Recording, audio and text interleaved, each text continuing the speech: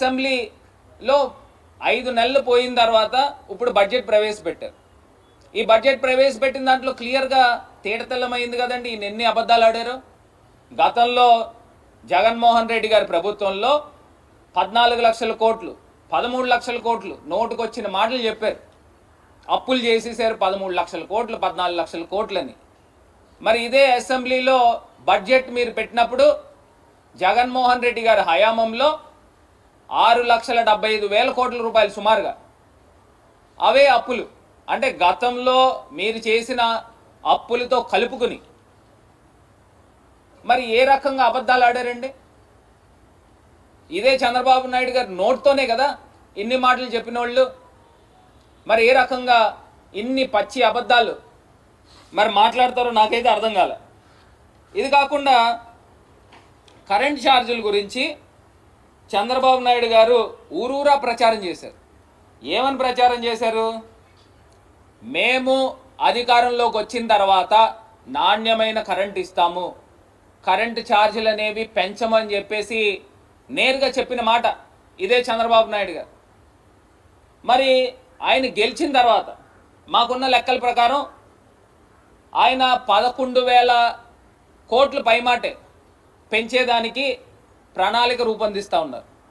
ఈ స్మార్ట్ మీటర్ల పేరు చెప్పి అదేవిధంగా సామాన్య ప్రజలకి ఏ రకంగా ప్రతి యూనిట్కి గరిష్టంగా ₹1.58 మరి నవంబర్ 15 నుంచి ఈ యొక్క కరెంటు ఛార్జీల యొక్క బాధుడు మరి చంద్రబాబు నాయుడు గారి ప్రభుత్వంలో వేయబోతా ఉన్నారు.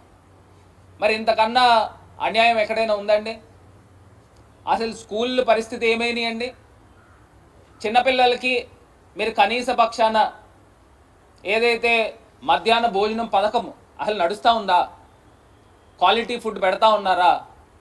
స్కూళ్ళ పరిస్థితులు ఏ రకంగా దారుణాతి దారుణంగా తయారు చేశారో అర్థమవుతోంది. మరి ఇది కాకుండా ఇదే చంద్రబాబు నాయుడు గారి ప్రభుత్వంలో బియ్యం రేట్లు ఎంత ఉన్నాయండి, నూనె రేట్లు ఎంత ఉన్నాయండి, ఇప్పుడు కరెంటు ఛార్జీలు. నిన్నటికి నిన్న సాక్షాత్తు అసెంబ్లీలో మరి మీ ఎమ్మెల్యేలు నేరుగా మాట్లాడుతూ ఉన్నారు. ఉచిత శాండ్ అన్నారు, ఆ పారదర్శకత కనబడట్లేదు, లోపం ఎక్కడుందో మరి దాన్ని సవరించాలని చెప్తా ఉన్నారు. 5 నెలలు అయింది, లోపం ఎక్కడ ఉంటుందండి? మీ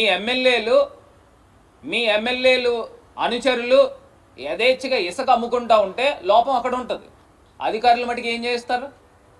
అధికారుల పైన నెపం నెట్టేస్తూ ఉన్నారు. అధికారులు మాట వినట్లేదని. అధికారులు ఏమన్నా అమ్ముకుంటారా శాండ్ని? ఎవరు అమ్ముకుంటారండి శాండ్ని?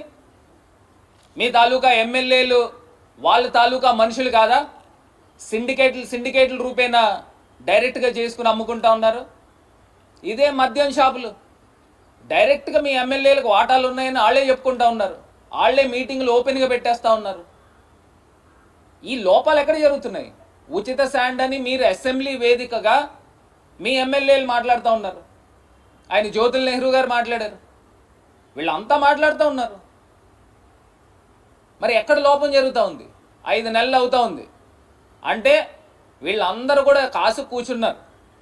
కాసు కూర్చుని ఎప్పుడు ప్రభుత్వం వస్తుందా, ఎప్పుడు మింగేయాలా అన్నట్టు. గతంలో జగన్మోహన్ రెడ్డి గారి ప్రభుత్వంలో శాండ్ నుంచి కానీ వైన్ షాప్స్ నుంచి కానీ ప్రభుత్వ ఖజానాకి వేల కోట్ల రూపాయల ఆదాయం వచ్చేది.